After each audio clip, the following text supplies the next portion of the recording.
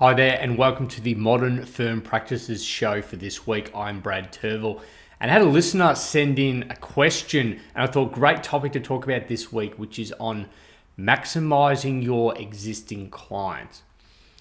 Okay, another way we can look at this, which I know accountants will get, so I don't have to explain this too much, is your existing clients are an asset of the business, and really they're an underutilized asset because a lot of times, most clients will have unmet needs that you're not addressing, and that there is an opportunity, one, to help them, really with their business and with their personal lives, but through helping them, that's going to increase average client fee, and obviously it's going to contribute to the business without a whole lot of new client acquisition and marketing expenditure there. So there's 4 points that I wanted to cover off on today.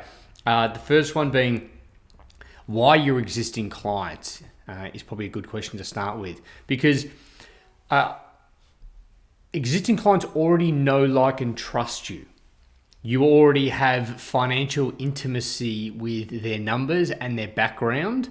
You can also, if you're using cloud accounting, jump on, open software, and you can look at their real-time numbers right now, and they are also already transacting with you. So they have spent money, and probably for many years spent money with you. And they're going to be open to one, meeting with you, talking with you, hearing you out, potentially looking at the value, and then seeing if you can help. They're going to be open to all of that, as compared to going out and trying to acquire new clients. I hear this a lot. We just need new clients, or we want to get new clients, or once we get new clients, then we can do this. Don't prejudge and don't discount your current existing clients. In fact, they are going to be the easiest and the best and probably the most enjoyable because you already know them. So when you're looking externally, you might be looking at an acquisition, you might be looking at social media, you might be doing a lot of speaking and authoring, looking to attract new clients. It's hard. There's a lot to do. There's a financial cost to it. But then there's also the time and the lead up time, because not every client or potential new client that you meet is going to join straight away. They might need multiple meetings. They might want to attend some events, hear you speak, talk to you again. You might have to send them some testimonials. They might then read an article you wrote. Whereas existing clients, it's much more, you've already overcome all of that. And so this is one of the greatest opportunities in any sized firm, is looking at your existing client base and how can we help you a bit more. And it's a I'll pat your back, you'll pat my back approach. You're patting their back by helping them with their unmet needs, and they're patting your back by giving you a bit of cash for helping them with it. And that's really what it comes down to, is a lot of you will be helping clients from a compliance perspective. So it might just be a lot of clients are a once a year tax client. See that all too common. Now the question is, even if you just do compliance, which is completely fine, what other compliance related activities can you help them with? So for business clients, something you could look at, which is an absolute no-brainer, is, are all of them buying tax planning from you every year? Never have I met a small business owner, or any size business owner, who wants to pay more tax than they have to. So what's the purpose of a tax planning exercise? It is to minimize and defer tax for that particular financial year. And what's that going to do? That's going to, minimize means there's more in your pocket forever. Defer means you still got to pay it, but maybe we can push it out to further years or spread it out. Both of them are going to free up cash flow and free up working capital in the business, which is key to you paying yourself, your team, investing in some marketing, investing in new team members, investing in technology, investing in some training, so on and so forth. Also, with your existing clients, there's the referral potential. And referrals really cost nothing. And if they do cost something, it's usually after you've won a new client. So it's like a pay per click type approach in the marketing world, where if you have existing clients and they refer you new clients that come on board, Some of you might be offering, a little bit of a thank you, and it could be a financial thank you or a gift card or a discount or something. But it is tied to the acquisition of a new client. So there might be a cost, but it's definitely going to be minimal. But it's not a cost for every referral. It's usually only for referrals that have actually turned into a client. As opposed to if you go out there and start spending a whole lot of money on social media, there's no guarantee it's going to work. Okay? And you generally have to pay for that up front, and then there's a bit of a lag time before clients start coming in. And yeah, if done right, it will pay for itself, but it's much more faster and direct and economical for everyone to be looking at your existing client. I mean, it's just such an opportunity that's sitting right there, and it's the easiest and the most low cost. You could look internal and externally together if you're really ambitious with your growth targets. But do not discount current existing clients. So the referral opportunities there is just to be regularly asking them, hey, do you know one or two business owners just like you that would get value from working with us, that you think would enjoy working with us, like how you work with us? You're turning over $500,000 a year. You've got a few team members. We help you with everything compliance related, but we do some planning, we do some coaching, we help you with cash flow and anything else that comes along over the year. We want more clients like you. Do you know anyone like you? And if they enjoy working with you, then they're going to be open to doing it. Not all of them are going to do it. Don't expect 100% result there. That's unrealistic.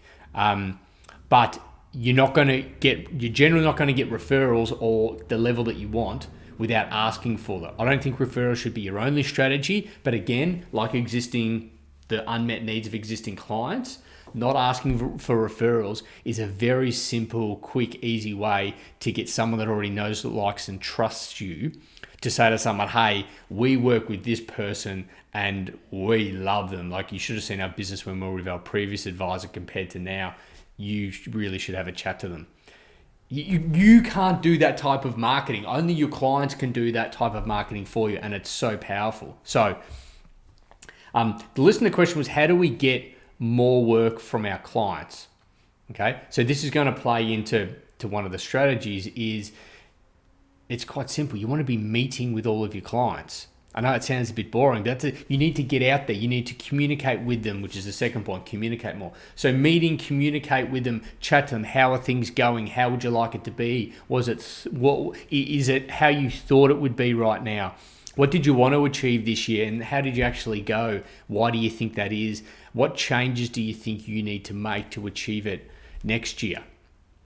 And there's going to be opportunities presented to you for you can say, hey, would you like to see how I could help you with it? That is the line. You chat to them about where are you, what are your problems, where do you want to be? And then you can position the opportunity by simply saying, would you like to see how I could help you with it? The client's going to say yes, and then you just chat to them about what that opportunity is. Is it a planning session? Is it, instead of seeing you once a year, let's catch up quarterly? Have they just got big cash? They've always got cash problems. And so maybe would you like to see how I could help you with cash, improve cash, see where the bottlenecks and wastage of cash is. Not just look at the symptoms, but let's look at the root cause of it and implement some business process changes so we can plug that problem, and going forward, it can stay plugged so you can have good free cash flow. Is that something you're interested in? Just those three things there, a bit of planning, clarity and direction, some more quarterly catch up. They get access to you, they access your smarts, you can set some 90-day goals, and cash flow. Again, they're small business specific, but they're definitely low-hanging fruit. With compliance clients, tax planning. Hey, we know I haven't done this with you before, but would you like to see if there's opportunity for you to minimize or defer tax? Otherwise, we just do nothing, and there's a chance that you're probably paying more tax than you have to, but I'm sure you don't want to do that. No client wants to do that. The tax planning is an absolute no-brainer. You might also build in maybe like a tax office or a revenue office concierge type service. So any documents, we'll make sure it comes through our office.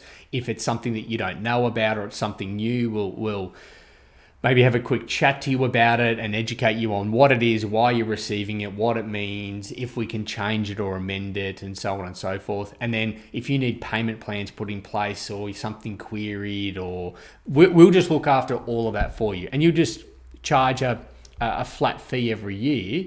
And hey, some might use a lot of it, some might use a little bit of it. But again, it's another opportunity to look after something that bugs businesses, because they don't like talking to the tax office or revenue office. They don't get the lingo. And tax office, especially in Australia, accountants have got a special hotline. They can get through quicker. They know how it works. Again, that's another valuable compliance type service that falls outside. It's still tax related, but it falls outside just seeing them once a year to do tax. And then we could go on a raft of different directions from here. Do you do some sort of one-to-many, get businesses together and educate accountability? Do you do fin planning? Do you look to bring in finance? Do you have a legal arm? All of them are services that can play in that people might need all the time. They might need them once or twice, but others might actually need them quite a bit and quite frequent. And so what you could look to do is is a simple exercise to look at your clients and your services from 30,000 feet, is called a client service matrix. It's also called an ANSOF matrix. This is how simple it is. Down the first column, you want to list all your client groups. Across the top row, you want to put all of your services. And then all you do is just put a little marker to say what client group is buying what services from you. And then you can quickly just filter it to look at where are the big gaps and the big opportunities. And from there, you're able to then reach out to those clients and meet with them and chat to them about where they are and where they're going. And you might then be able to see that we know we're not already helping you with this, and that is causing you a problem. You don't have clarity, direction, you're spinning your tires, you're chasing shiny objects. It's because you just don't have a clear plan and you haven't chunked that down to what you're going to do in the next 90 days. That similar goes from say an advisory perspective. From a compliance perspective, I'd be looking at who are all our clients, how many of them bought tax planning from us last year, how of the ones that didn't, how can we put together a campaign? Could be some emails. You might get some testimonials from clients last year where you got awesome tax saving and deferral opportunities for them. You might want to share some of them. Educate them of, hey, I'm not going to assume you know what tax planning is, so let me tell you a little bit about it, and here's why you'll probably be interested in it. By the way, here's what a couple of our other clients had to say. We helped them with them last year. That's going to help get a lot more of that type of work over the line. But not just for you lining your own pockets, because I'm all about be client focused, not internally focused. It's going to help clients minimize and defer tax. What that's going to do, free up more cash flow. I said it earlier. What do businesses need? More free cash flow. It's the lifeblood to their business. So you're helping them with that. And generally the fee to do tax planning is going to be like a slice. It's like taking one slice of pizza. One slice for me as the accountant, you as the business, you get the rest of all the other slices of cash flow for yourself. So how do we get it from existing clients? Look at that matrix, very quick and simple. Just get an admin team member to whip it up. Meet with your clients more regularly. Just have check-in meetings. Flick them a message. How you going? Hey, I know you were doing this, or you're looking to achieve that. Did you hit it? Would you like to see how we could help you with this? Communicate with them more and educate them. You might want to run webinars. You might want to do something like the Modern Firm Practices show specifically for your clients, or a niche of your clients. You might want to put together some case studies of how you worked with other similar clients, and you just want to regularly stay in contact with them and educate them. So we want to be you're then marketing through education. You're not marketing a product saying buy this product, buy this product. We've got this. Do you know we can help you with this? Do you know we do this service? That I see that a lot, and they don't want the thing, they want the outcome. So talk about that in your communication. And then lastly, just offer help. Would you like to see how I could help you with that? That's simply it. If they don't want it right now, remember, no is not always a no. It's sometimes no. I like how no falls into not now. Look at the words not now. Not starts with N-O, now starts with N-O.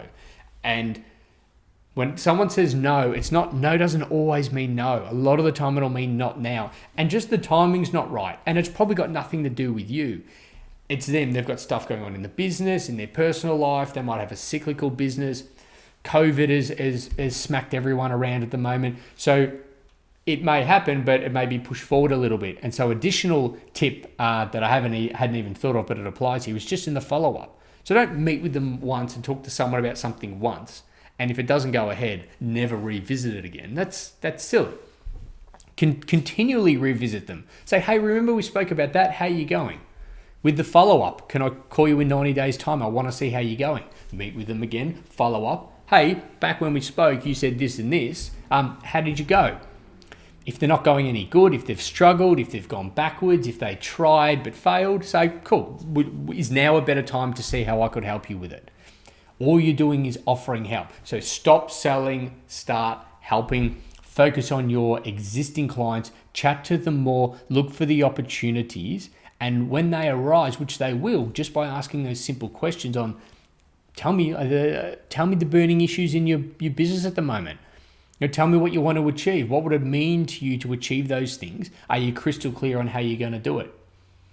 Rarely you're going to get yes answers to all of them. So there's your Modern Firm Practices show for this week. Look at existing clients. Heaps of opportunity there for you to help them even more, to help clients, to help them run a better business and live a better life, and to help you build your firm. I hope you took a couple of ideas from it, but more importantly, I hope you go and implement them. If you want some help with them, reach out to me, modernfirmpractices.com. I'm Brad Turville, and until next week.